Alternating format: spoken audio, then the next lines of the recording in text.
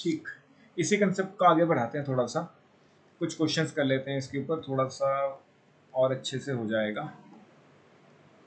साक्षी, अगर मैं beryllium chloride की बात करता हूँ, एक मॉलिक्यूल है मेरे पास बेरिलियम क्लोराइड,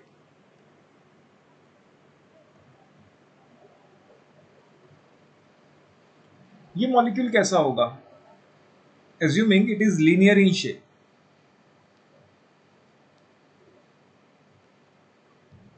ये लीनियर है, तो ये मॉलिक्यूल पोलर होगा या नॉन पोलर होगा?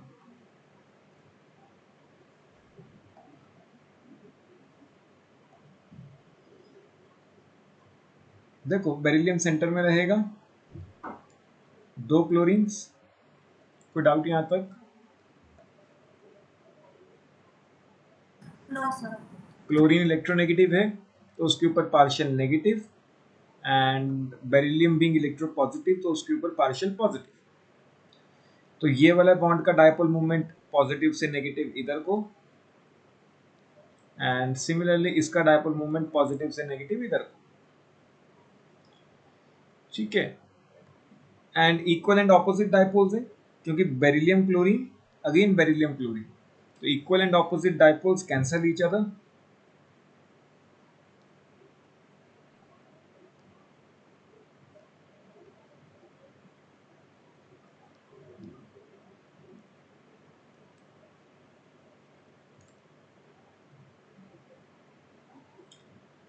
तो ये दोनों एक दूसरे को कैंसिल आउट कर देंगे, तो इसका ओवरऑल डायपोल मूवमेंट कैसा आएगा? 0।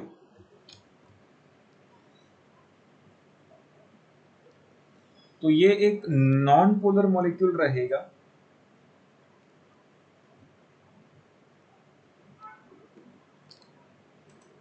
With polar bonds. बॉन्ड्स इसके पोलर हैं, लेकिन molecule itself is a non polar species. कोई डाउट? No sir. इसी के बाद H2S की बात करते हैं। H2S कैसा होगा, पोलर या नॉन पोलर? इसकी शेप होगी एंगुलर,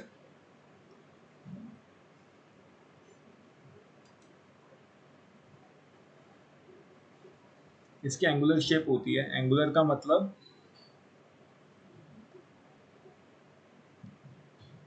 कुछ इस तरीके से,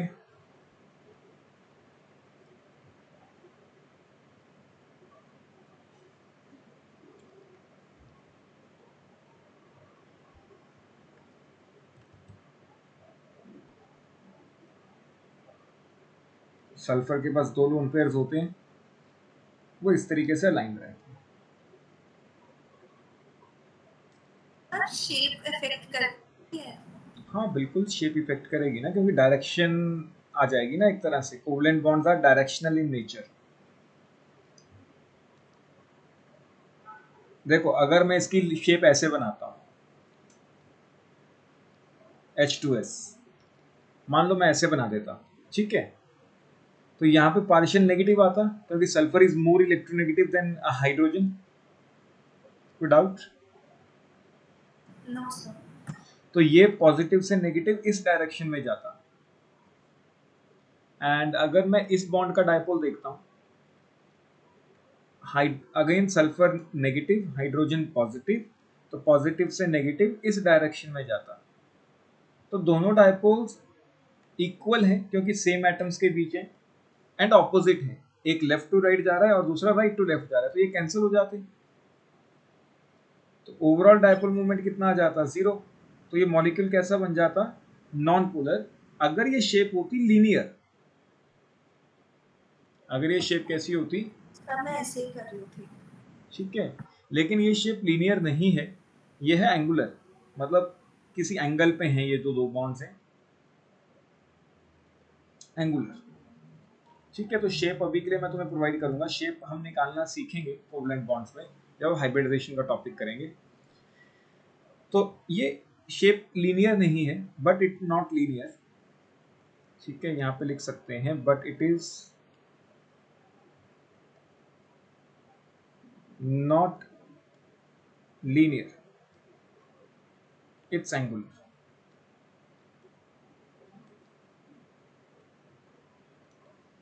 एंगुलर है तो इस तरीके का ज्योमेट्री रहेगा।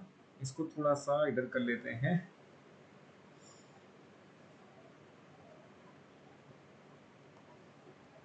अब देखो सल्फर इलेक्ट्रोनेगेटिव तो है, पार्शियल नेगेटिव, हाइड्रोजन के ऊपर पार्शियल पॉजिटिव, तो पॉजिटिव से नेगेटिव इधर को चला गया। कोई डाउट? No sir. इस बॉन्ड का डायपोल देखते हैं, sulphur again negative, hydrogen will be partial positive, तो इसका डायपोल भी ऊपर की तरफ जाएगा। और हमने कहा था कि जो लोन पेयर्स होते हैं, लोन पेयर का डायपोल लोन पेयर की तरफ जाता है, याद आया या नहीं?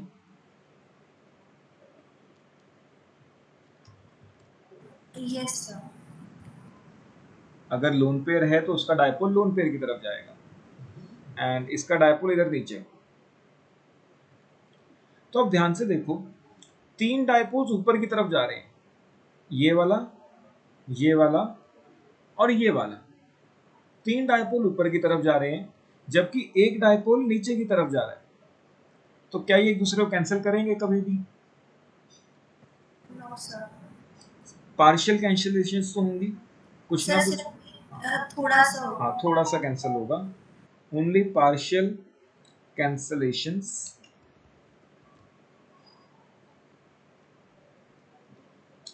लेकिन अगर हम ओवरऑल बात करें,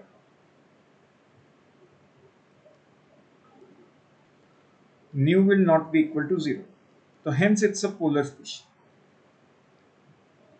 तो इसीलिए हम कह सकते हैं ज्योमेट्री इज वेरी इंपॉर्टेंट। कोई डाउट? No sir.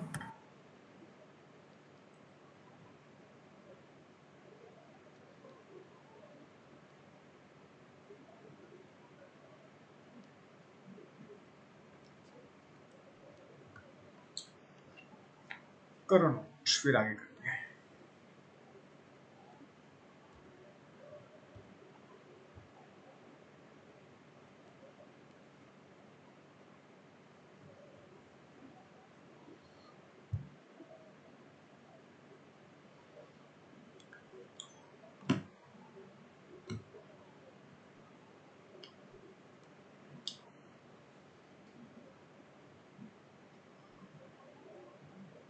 इतना डिटेल में ये टॉपिक तुम्हारे सिलेबस में नहीं है। NH3 और NF3 वाला क्वेश्चन जो हमने लास्ट क्लास में किया था वो इम्पोर्टेंट है। एक क्वेश्चन और कराता हूँ मैं इसके बाद, उसके बाद अगले टॉपिक पे चलते हैं। सर NH3 वाला क्वेश्चन तो उसमें है, मैंने बुक में देखा है। हाँ, मतलब वही इम्पोर्टेंट है ना, वो बहुत बार आता है। Yes sir. मतलब तुम्हें जब तुम CBSE के पेपर दोगे, स्कूल के एग्जाम्स होगी, तो उसमें वो क्वेश्चन आने के चांसेस बहुत ज़्यादा हैं।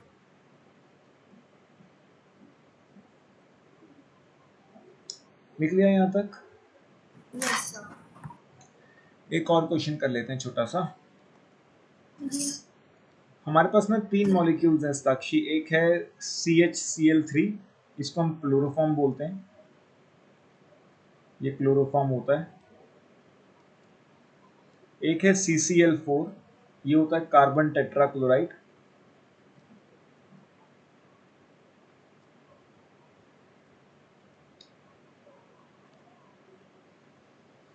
एंड एक है CH2Cl2, dichloromethane.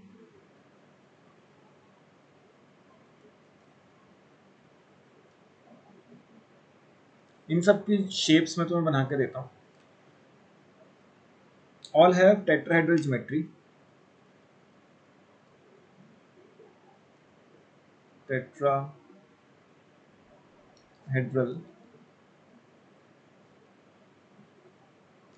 Geometry. Tetrahedral geometry को वैसे 3D ज्योमेट्री है, it's a 3D geometry. And मैं तुम्हें इसके 2D में बना के देता हूँ शेप, जिससे ये क्वेश्चन बड़ा इजीली सॉल्व हो जाता है।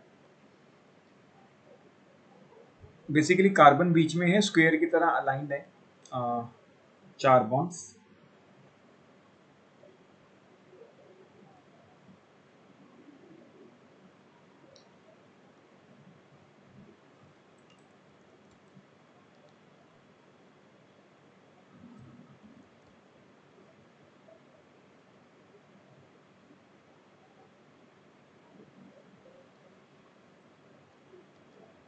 यहाँ पे लगा लेते हैं हम hydrogen and 3 chlorine near by. CCl4 के अंदर चारों क्लोरीन रखने हैं एंड डाइक्लोरोमीथेन में 2 हाइड्रोजन रखने हैं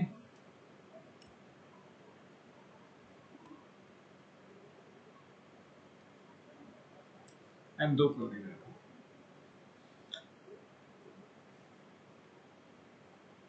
साक्षी क्या लगता है, अगर हम इसका डायपोल मूवमेंट कंपेयर करें, किसकी पोलैरिटी सबसे ज्यादा है, किसकी पोलैरिटी कम है? मतलब हमें पोलैरिटी के ऑर्डर में अरेंज करना है कि कौन ज्यादा पोलर है, कौन कम पोलर है, या कोई इसमें से नॉन पोलर भी होगा।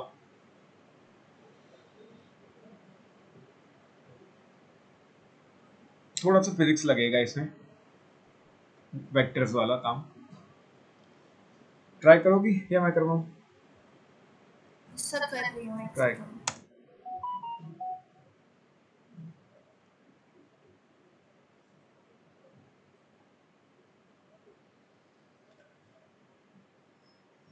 साक्षी पहले तो ये बताओ कि तीनों के तीनों पोलर हैं या इनमें से कोई नॉन पोलर भी है?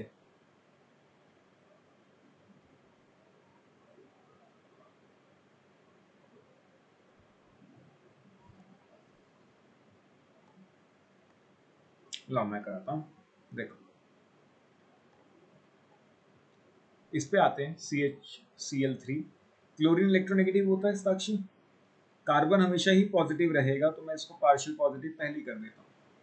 तो इसका डायपोल इधर को जाएगा क्लोरीन की तरफ, पॉजिटिव से नेगेटिव।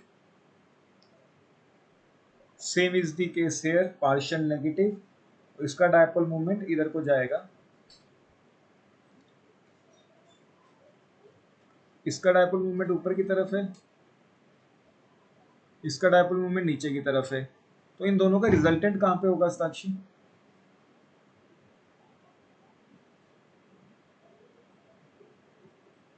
बीच में। ये पढ़ा है कभी फिजिक्स में? यस सर, वेक्टर्स याद आ गया। वेक्टर्स याद आ गया। A square plus B square plus 2 P square plus, अगर ये वेक्टर पी है और ये वेक्टर क्यू है, यस सर, पॉलीगन लॉ है ना, और इनके बीच थीटा एंगल है, तो ये रिजल्टेंट निकल जाता था। यस। सिमिलरली हम इस काम पे आ जाते हैं। यहाँ पे भी यहाँ पे हाइड्रोजन और कार्बन में से कौन ज्यादा इलेक्ट्रोनेगेटिव है? Approximately carbon. वैसे तो दोनों की इलेक्ट्रोनेगेटिविटी सेम है, ठीक है, लेकिन अगर फिर भी कंपेयर करें तो carbon is slightly more electronegative than hydrogen. बहुत ज्यादा नहीं, स्लाइटली इलेक्ट्रोनेगेटिव। हाइड्रोजन तो सबसे ऊपर है क्योंकि, तो हाइड्रोजन के ऊपर पार्शियल पॉजिटिव आएगा, कार्बन के ऊपर इस केस में पार्शियल नेगेटिव आएगा। इस बॉन्ड का डायपोल जाएगा इधर को।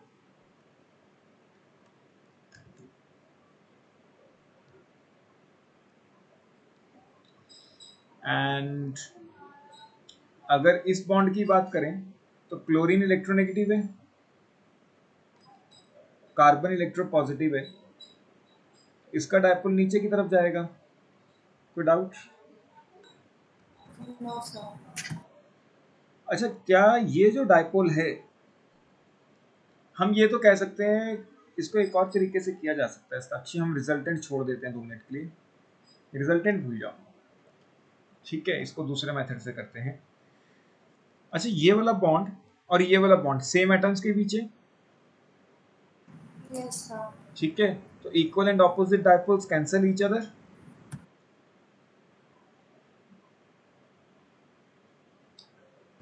Carbon chlorine equal and opposite cancel each other. कोई डाउट? Yes sir. लेकिन ये कभी भी कैंसिल नहीं करेंगे, ये तो सेम डायरेक्शन में जा रहे हैं, यस सर। है ना।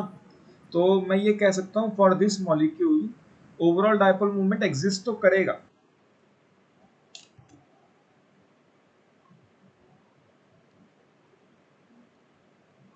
तो ये पोलर है। कोई डाउट? No sir. अब इस पे आ जाते हैं। ये तो अब क्लियर हो गया होगा, इसका बताओ पोलर है या non polar?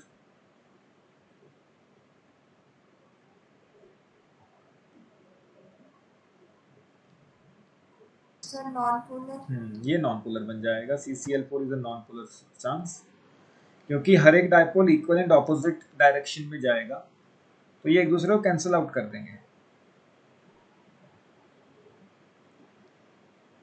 This will cancel out this, and ये इसको कैंसिल आउट करेगा। तो ओवरऑल अगर हम देखते हैं,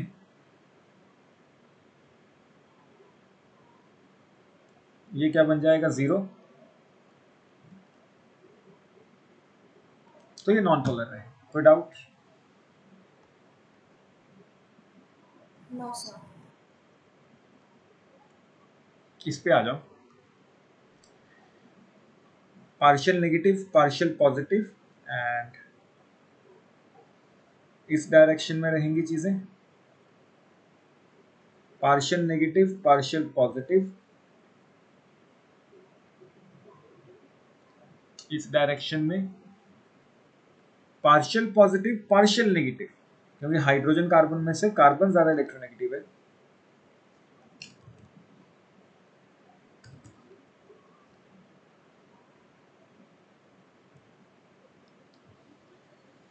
एंड इस केस में पार्शियल पॉजिटिव, पार्शियल नेगेटिव। तो क्या इस केस में कोई कैंसलेशन हो रही है, या सारे के सारे एक ही डायरेक्शन में? कैंसिल तो नहीं हो रही। कैंसिल तो नहीं होंगी। कितने बजे जाना है? तो इस केस में साक्षी, मुझे बीच में ना जाना पड़ेगा थोड़ी देर के लिए। मैं क्लास बैच में 5 बजे तक के आसपास। Okay sir. उसके बाद क्लास दोबारा से, चलो देखते हैं कब मैं वापस आता हूँ। 7 बजे तक अगर हो पाया तो लगा लेंगे। इसमें ओवरऑल 0 के बराबर नहीं आएगा, and this will be a polar fish. No sir. ठीक है, तो इसमें तो बिल्कुल भी कैंसलेशंस नहीं हो रही, नो कैंसलेशंस। अगर अब हम इन तीनों में कंपेयर करें, इसमें बिल्कुल भी कैंसलेशंस नहीं हुई हैं।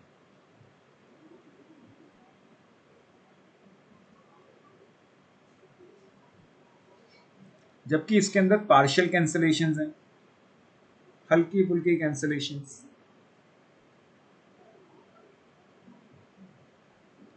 एंड इसके अंदर अगर हम देखें तो कंप्लीट कैंसलेशंस हैं।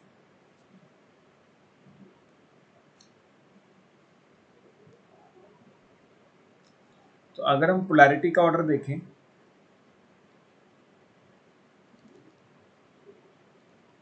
तो क्लोरोफॉर्म डाइक्लोरोमीथेन सबसे ज्यादा पोलर होगा, फॉलोड बाय CHCl3, एंड ये तो नॉन पोलर ही बन जाएगा। कोई डाउट? No sir. फर्क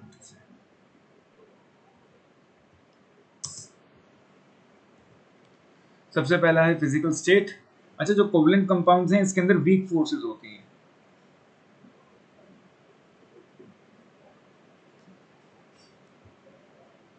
ठीक है, इसके अंदर फोर्सेस कैसी होती हैं, वीक।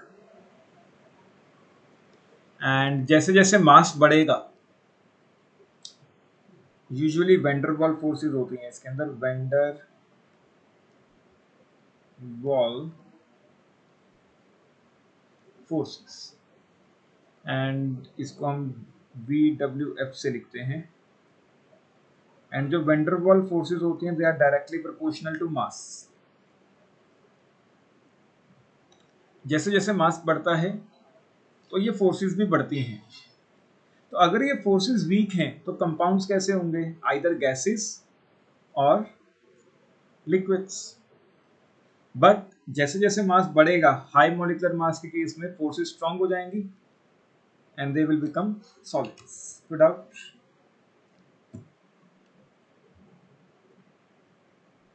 सर दोनों फोर्सेस होती हैं, मतलब गैसेस और लिक्विड दोनों वंडर वॉल फोर्सेस होती हैं। नहीं बच्चे, फोर्सेस वीक होंगी। अगर सबसे वीक फोर्सेस हैं तो कंपाउंड कैसा रहता है, गैस स्टेट में। फोर्सेस के ऊपर डिपेंड करता है ना। अगर फोर्सेस वीकेस्ट होंगी तो गैसियस स्टेट होगी, जैसे मीथेन, एक ही कार्बन है, मीथेन इज अ गैस। फिर जैसे जैसे कार्बन बढ़ेंगे उसका मास बढ़ेगा तो फोर्सेस बढ़ेंगी। तो अगर हम इंटरमीडिएट फोर्सेस की बात करें, इंटरमीडिएट फोर्सेस हैं ये वेंडरवॉल फोर्सेस ही, लेकिन वेंडरवॉल फोर्सेस की स्ट्रेंथ चेंज होती रहती है because it depends on the mass. जैसे अगर हम बात करें बेंजीन की, C6H6। हाँ जी भैया, आ गया। साक्षी 2 मिनट रुको, मुझे ना गाड़ी देखे आनी है, ठीक है। Yes sir. चलो देखो साक्षी, कोवलेंट कंपाउंड्स में ना जनरली वीक फोर्सेस होती हैं जिसका नाम होता है वेंडरवॉल फोर्सेस, ठीक है। एंड ये जो फोर्सेस हैं ये डिपेंड करती हैं मास के ऊपर। जैसे जैसे मास बढ़ेगा इसकी स्ट्रेंथ भी बढ़ती जाएगी।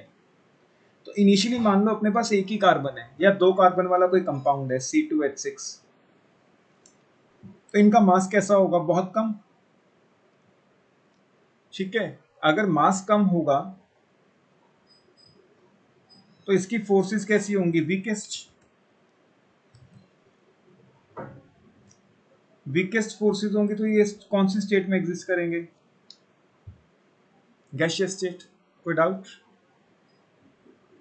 सर मतलब कि वंडरफुल फोर्स अगर मास से वो होती है डायरेक्टली प्रोपोर्शनल, हाँ बिल्कुल। तो अगर लो मास है तो वंडरफुल फोर्स भी तो लो होगी। हाँ लो होगी। अब अगर किसी भी कंपाउंड में फोर्सेस वीक होती हैं तो उसकी स्टेट कैसी होती है? गैशियस। गैसियस, ठीक है। फिर जब कार्बन कंटेंट बढ़ गया, 6 कार्बन तक आ गए हम, या फिर हम कह सकते हैं C5H12, जब कार्बन कंटेंट बढ़ गया, इंटरमीडिएट मास, ठीक है, मास थोड़ा सा बढ़ गया तो फोर्सेस भी थोड़ी सी बढ़ गई। कोई डाउट? सर फोर्स बढ़ने से स्ट्रेंथ बढ़ेगी। हाँ फोर्सेस बढ़ गई तो टाइटली हेल्ड होंगे वो अब एक दूसरे से। टाइटली हेल्ड होंगे तो गैस की जगह वो कौन सी स्टेट में एग्जिस्ट करने लगा? Liquid state. लिक्विड स्टेट में, ठीक है। फिर मान लो अपने पास ऐसा कोई कंपाउंड है C40 या C60, बकमिस्टर फुलरिंग जो किया हुआ है बक्की बॉल के नाम से, तो इसमें तो मास बहुत ज्यादा है। मास बहुत ज्यादा है तो फोर्सेस भी कैसी होंगी?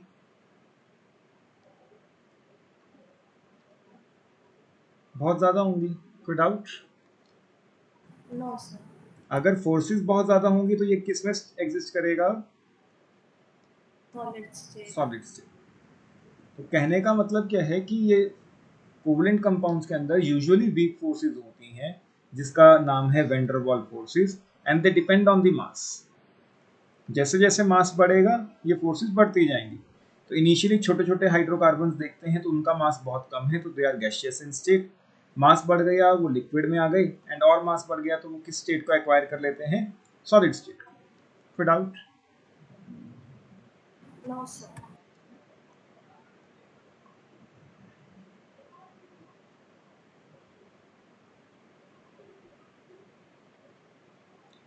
उसके बाद डायरेक्शनल नेचर है, मैं लिखवा देता हूँ इसमें, वही लिखना डायरेक्शनल नेचर में।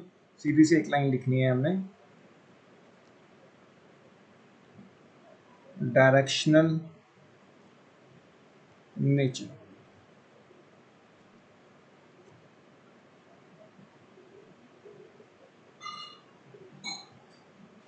कोवलेंट कंपाउंड्स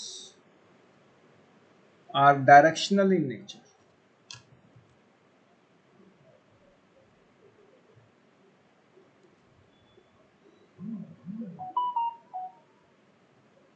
ये कैसे होते हैं directional in nature? That is they have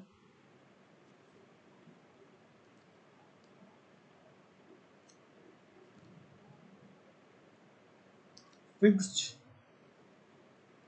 shape and geometry. कोई डाउट?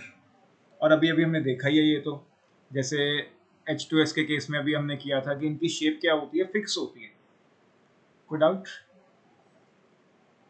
No sir. ठीक है, नोट करो इन 2 पॉइंट्स को।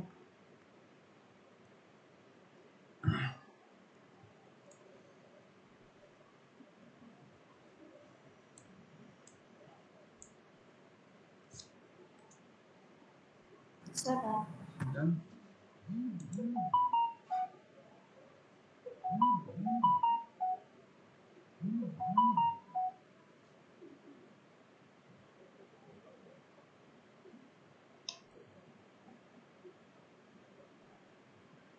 अच्छा, इनका मेल्टिंग बॉइलिंग पॉइंट कैसा होगा? सर V4 से तो लो होगा। हाँ बिल्कुल, तो वही हमने लिखा है यहाँ पे भी।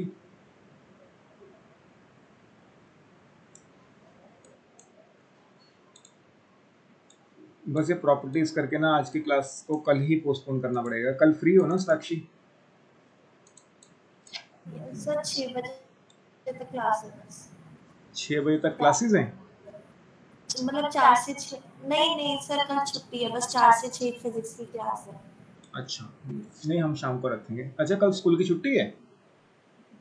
ये सर फंक्शन है, मैं उसमें नहीं जाती। अच्छा ओके, ठीक है, तो हम लेकिन शाम को ही रखेंगे 9 बजे के आसपास ही, रात वाली क्लास। Okay sir. रात को कोई दिक्कत तो नहीं है ना क्लास लगाने में साक्षी? नहीं सर, कल तो बस बाहर जाना था ठीक इसलिए। है, तो मेल्टिंग बॉइलिंग पॉइंट, तो इसका मेल्टिंग बॉइलिंग पॉइंट कैसा होता है? Low, because of weak van der Waals forces. Solubility, ये किस में डिसॉल्व होते हैं? ऑर्गेनिक सॉल्वेंट्स में। ऑर्गेनिक सॉल्वेंट्स या हम कहें non polar solvents and much less soluble in water and other polar solvents. कोई डाउट? No sir. अगेन इसमें भी लाइक डिसॉल्व्स लाइक वाला ही फिनोमेना चल रहा है। वे यूजुअली आर नॉन पोलर, तो डिसॉल्व भी किसमें होते हैं? नॉन पोलर के अंदर। अच्छा साक्षी, ऐसा कोई कोवेलेंट कंपाउंड बताओगी जो पानी में सॉल्युबल है? एक नहीं, बहुत सारे एग्जांपल्स हैं, ऐसा कोई एक एग्जांपल।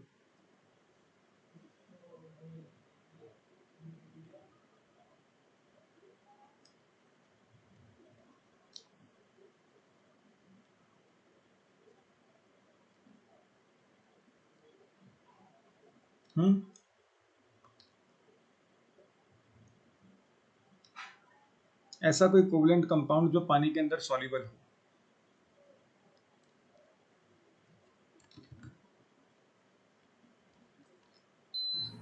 No sir. एसिड्स, जितने भी एसिड्स हैं मेनली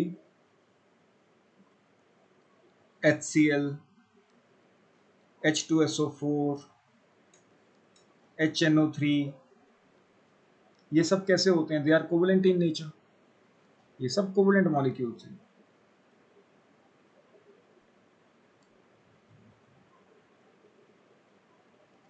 लेकिन ये पानी के अंदर सॉल्युबल होते हैं।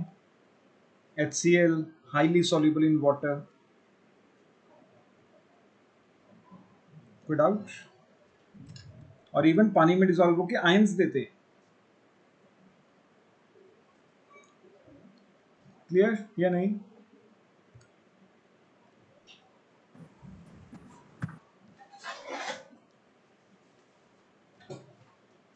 तो ये एज अ एक्सेप्शन याद रखना कि अपने पास एसिड्स होते हैं जो कोवेलेंट इन नेचर होते हैं एंड पानी में डिसॉल्व होकर क्या देते हैं? आयंस। सर कोवेलेंट कंपाउंड किसमें होते हैं फिर सॉल्युबल, इसके अलावा? वैसे benzene, non polar solvents, carbon tetrachloride, chloroform, इन सब में सॉल्युबल होते हैं। जैसे अगर हम मीथेन की बात करें तो मीथेन पानी में कभी भी सॉल्युबल नहीं होता। पेट्रोल कभी भी पानी में सॉल्युबल नहीं होता। Sir CCl4? CCl4 तो एक नॉन पोलर सॉल्वेंट है ना बच्चे।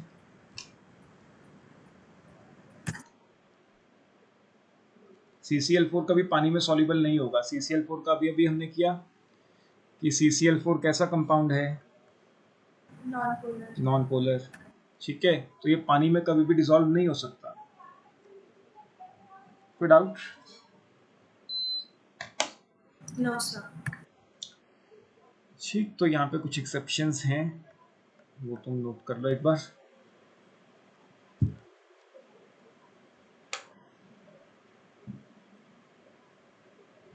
करें आगे? Yes sir.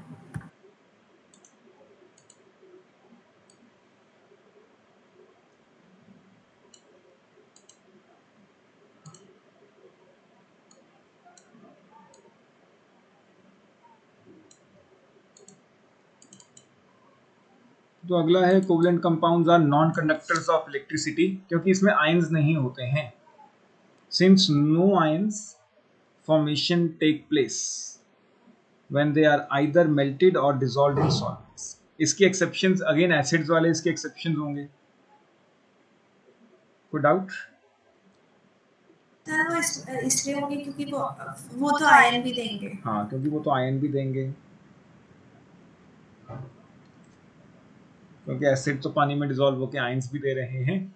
And nature of reactions, इनकी जो रिएक्शंस हैं ये थोड़ी स्लो होती हैं।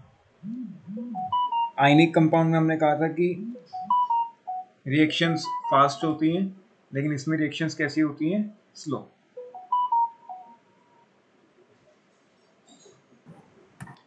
सर इसमें स्लो किस रीजन से है? इसके एक्टिवेशन एनर्जी हाई होती है, उसमें टाइम लगता है प्रोवाइड करने में। बेसिकली होता क्या है साक्षी, हमने आयनिक कंपाउंड्स के अंदर एक चीज पढ़ी थी कि आयनिक बॉन्ड नाम की कोई चीज नहीं होती, याद आया? यस सर, फोर्स होती है। हाँ, आयनिक फोर्सेस होती हैं। तो होता क्या है, अगर हमने कोई भी रिएक्शन कैरी आउट करनी है ना, तो पहले हमें पुराने बॉन्ड्स तोड़ने होते हैं, फिर नए बॉन्ड्स बनते हैं। ऐसा ऐसा हमने कुछ ग्राफ किया था, याद आया? Yes sir. और हमने कहा था कि इनिशियली यहाँ पे क्या होते हैं? रिएक्टेंट्स, एंड यहाँ पे क्या होते हैं? प्रोडक्ट्स। अब मैंने कहा था कि जब तक हम ये हाईएस्ट पॉइंट अचीव नहीं करेंगे तब तक रिएक्शन शुरू नहीं होगी। Yes sir. होता क्या है, किसी भी रिएक्शन में हमें पुराने बॉन्ड्स तोड़ने होते हैं एंड फिर जाके नए बॉन्ड्स बनते हैं। आयनिक कंपाउंड में कोई पुराना बॉन्ड तो होता ही नहीं है जिसको हमने तोड़ना है, ठीक है?